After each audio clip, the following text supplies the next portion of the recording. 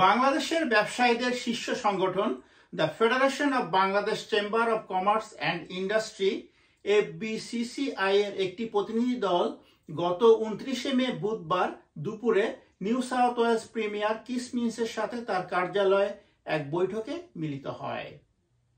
এই বৈঠকে new South Wales সরকারের গ্রাহক সেবা ও ডিজিটাল মন্ত্রী জিহাদ দীপও উপস্থিত ছিলেন। বৈঠকে অস্ট্রেলিয়ায় নিযুক্ত বাংলাদেশের high commissioner Allama Siddiqui, Sydney consul general Mohammad Sakhawat Hossain, Bangladesh হাইকমিশনের রাজনৈতিক কাউন্সিলর ও দূতালয় প্রধান মিস তাহলিল দিলওয়ার মুন ও commercial counsellor miss Rana Chakma উপস্থিত ছিলেন। FBCCI এর প্রতিনিধি দলে ছিলেন সহসভাপতি যশোদা জীবন দেবনাথ, পরিচালক মোহাম্মদ রাকিবুল আলম দীপু, প্রীতি চক্রবর্তী, সৈয়দ মোহাম্মদ বখতিয়ার ও secretary general Mohammad Alamgir. FBCCI এর সহসভাপতি যশোদা জীবন দেবনাথ প্রিমিয়ারকে FBCCI এর বিস্তারিত কার্যক্রম সম্পর্কে অবহিত করেন। Ship builders, he is there.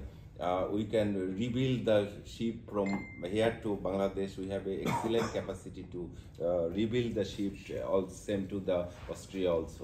So this skill manpower, there is a lot of skill manpower.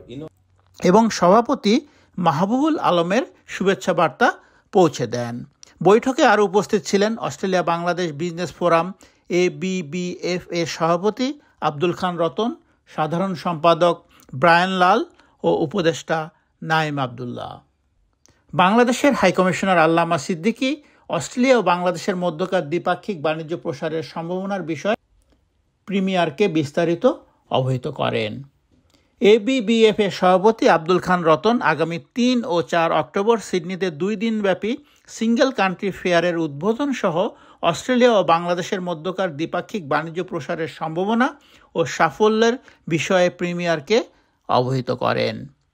Premier দুই দেশের মধ্যে বাণিজ্যিক সম্পর্ক আরও জোরদার করতে বাংলাদেশ হাইকমিশন ক্যানবেরা ও ABBF এর সাথে যৌথভাবে কাজ করবে বলে দৃঢ় আশাবাদ ব্যক্ত করেন। এছাড়াও প্রিমিয়ার দুই দেশের মধ্যে বাণিজ্যিক সম্পর্ক আরও জোরদার করতে FBCCI-কে সার্বিক সহযোগিতা প্রদানের আশ্বাস দেন। Naim Abdullah, independent television, Sydney, Australia.